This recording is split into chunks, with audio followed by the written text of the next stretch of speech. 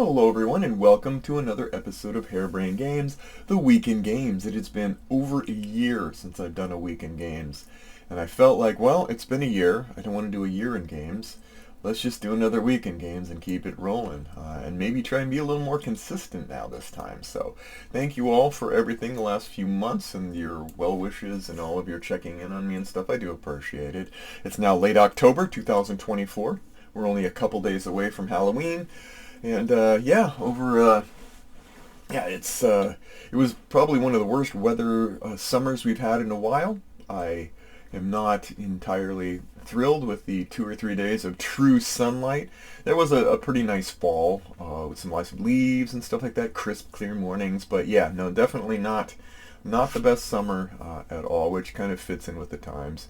Currently it's mild, and I'm trying to do a lot of yard work before the cold and the wind sets in, because the wind usually means power outages, and that means less work and more board games.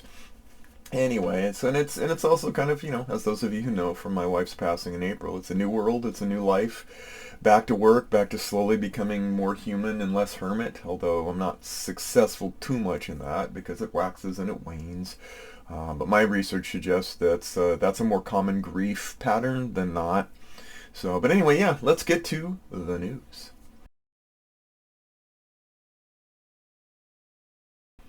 In news, what am I looking forward to? Well, David and David, Nigel and Cersei, I believe, are of Imperial Classics, Imperial Legends, Imperial Horizons fame, have come up with Captain's Chair. It takes that model of game, which Imperial Classics, etc., is this card-based civilization game that's not a simplistic stripping down or it's not, it's meant to, it kind of explodes. It's sort of like those, like you open the can and the snake pops out. That's kind of what it is. It's a card game that is very, very meant to be deep and complex and interesting and varied. And so what they're going to do with Captain's Chair is take different captains and tailor a game on the Star Trek universe. I'm not always hugely a Star Trek fan, but I was piqued enough by this to give it a shot. I got a really cool 20% off coupon from WizKids, and I went and used it because they saw I had it in my cart, and so I used it in my cart, and it said, no, we can't use this on the cart. I'm like, well, why did you send me the ad? Well, because we send you the ad because you had it in your cart. I'm like, well, then why can't I use it? Because that coupon doesn't work. Stupid, WizKids, stupid. Nevertheless, I know I'm going to like the game, so whatever. I'll pay 20% more. Civolution. Stefan Feld has been, in the past, a historically meaty point salad kind of guy whose games I almost always buy. I bought almost all of his stuff, and Civolution is probably his greatest grandiose game yet.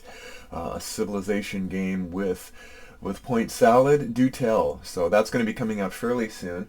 Wolfpack just had it shipping. GMT's Wolfpack. There's a little snafu in that. They had to run my credit card twice. What is up these days? But it worked, and so Tank. This is from the designer of Tank Duel, who I think Tank Duel is one of the most fun convention games, and it's also great solo and just a fun raucous tank blasting battle games that you'll find out there. So I'm very curious how he's worked with Wolfpack and reading some of the designer notes and how that goes.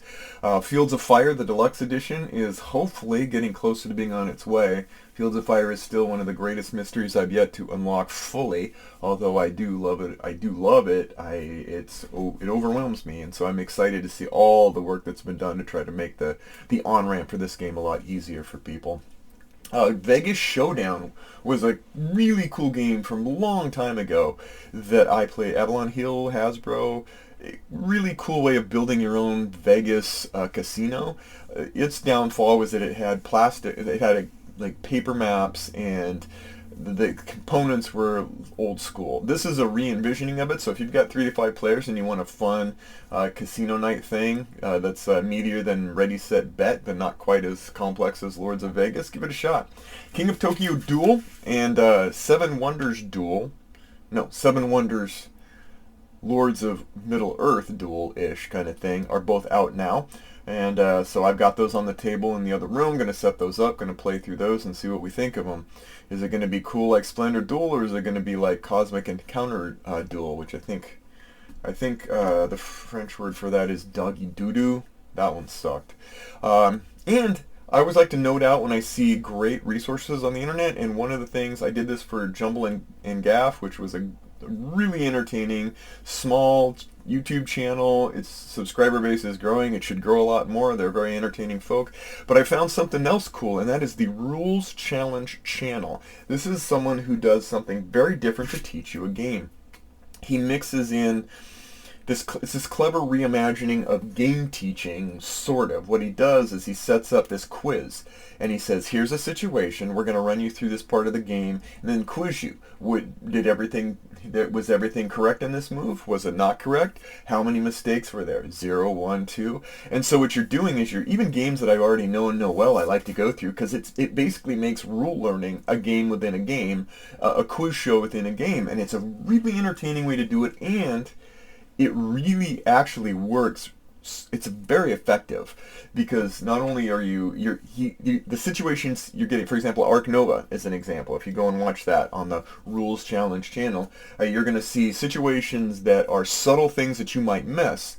And so you go through it and you think you've got it, and for maybe 8 of the 10 you get right, but then a couple of them you're like, no, I didn't. I don't think I've been playing that way. Very surprising. I honestly think it does a better job of explaining non-trivial rules than any other medium I've seen thus far. So it's an inversion of approach, and I give it a shot. Rules Challenge channel.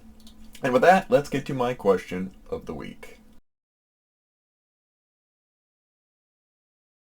Okay, question of the week that I've gotten lately from my friends, particularly local ones, is like, how has gaming changed for you this year? Which, if you ask that in a general sense, that would be like, well, that's an easy question. But because people know that my wife died and they know all of the last 6 years of just extraordinary fighting and cancer, I think the question is more like, how are you doing, and are you gaming after she died? What's your approach now? And I think that's a really valid question for people. So anybody who goes through hardship, who goes through trauma, who goes through that, what do you do? How do you do it? And I found, now that it's been 198 days, it's an interesting thing that I have seen myself change. Initially, I didn't want to play any games at all. I didn't want to play them, of course not in the end. And then right after she passed, I had no desire at all. In fact, it's almost a guilt thing. Like I don't deserve to play a game. There's a whole lot of things wrapped up in the ball of grief, and then eventually over time I began starting to kind of unravel my interest level, and then picked it up in a different way. One thing I will tell you is that going from double income to single income is that I used to sit on the fence where if there was a choice between a game and I'm like, I'm waffling on the fence, I would, in the past I'd go, yeah, we'll give it a shot. You never know. Maybe it'll be cool. Now I'm like, I'll let someone else give it a shot. Maybe it'll be cool for them. And so I'm finding myself falling on the other side and being a little choosier, pickier. Looking through that lens, I'm a bit more cautious now. The other thing I've noticed is that I am picking up on things that I don't like about games more than I used to. You'll notice that in the next few reviews, or even all but one of the reviews, I really enjoyed the game, but I'm finding things like, no, this still could be better. And so I noticed that about me. That's coming in too. So, but yeah, that's basically it. I'm back to enjoying board games. I'm doing more deep dives into games in the past that I didn't really that I had sort of half attention to, and I was dealing with all of the trauma, chemo, cancer, hospice, all that stuff, and then certain games that I came in I just didn't give my full heart to, which I didn't review. If I didn't feel like I was giving it my full due, it stays in the cutting room floor. But yeah, that's it. So anyway, let's get to my playing, reading, watching lately.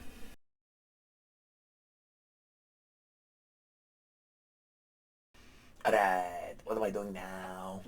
What board games am I playing? Well, I just finished up and did a review of SAS Regiment a few weeks ago. That's an incredibly compelling, like, dudes on a map game that I think fits oh my gosh, it feels like Metal Gear, like the original Nintendo Metal Gear kind of vibe, and I really like it. I got to Uwe Rosenberg's Black Forest and set that up and started working that through its paces. That seems like a good one.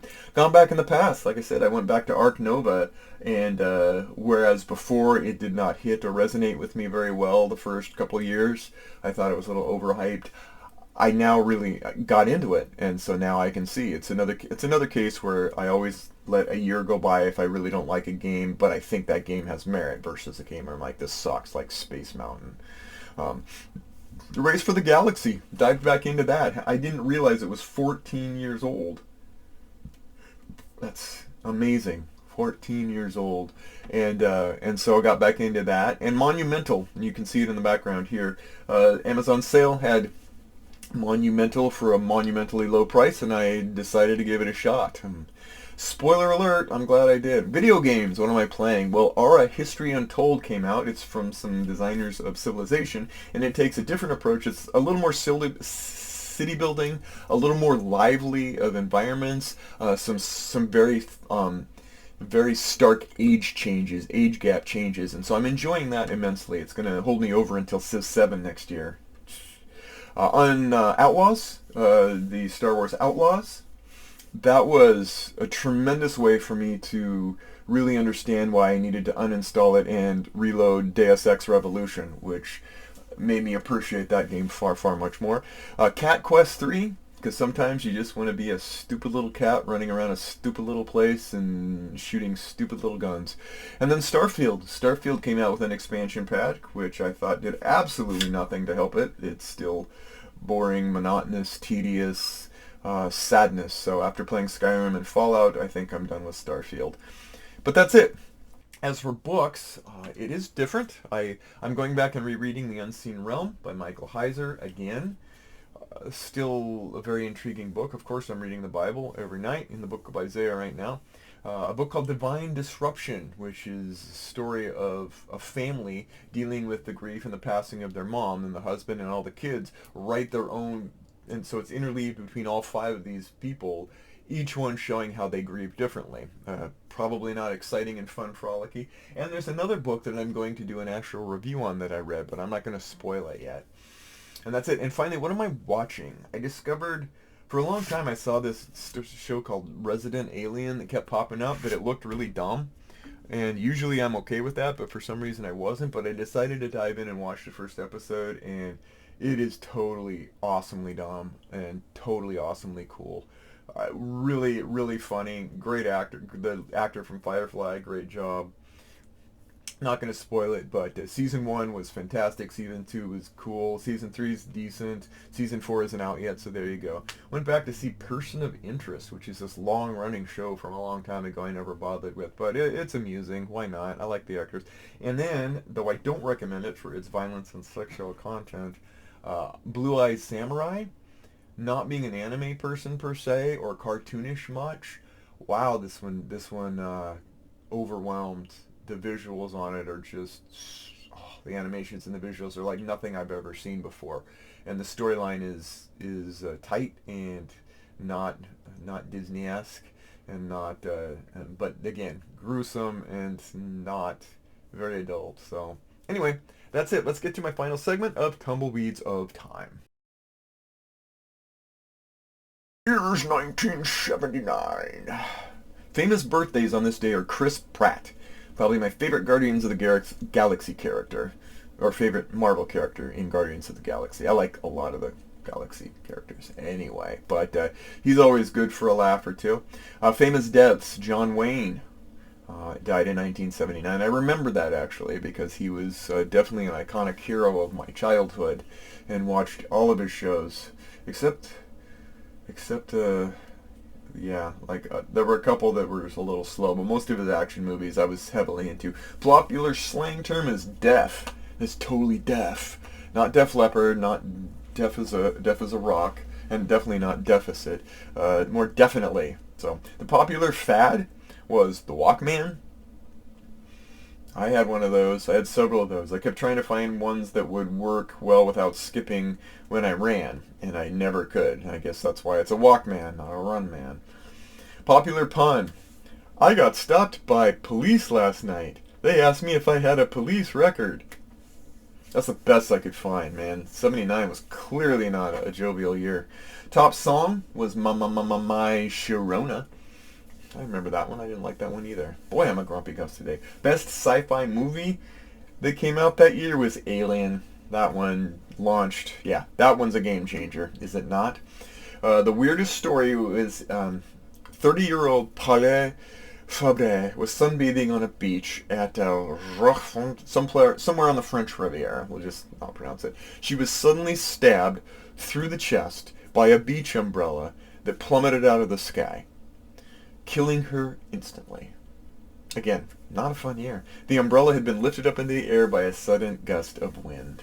And what was the popular board game? It was the Campaign for North Africa, known for its daunting 60,000 minute approximation time to play, including noodles and spaghetti and boiling and all that stuff. So, or at least that's the myth that's going on. And finally, how many aardvarks lived in the Bermuda Triangle in 1979? No one really knows. Anyway, that's it. Good to be back. I hope you guys are doing well. Looking forward to hearing from all of you. Thanks to all. Take care. God bless. We'll see you next time on Harebrained Games.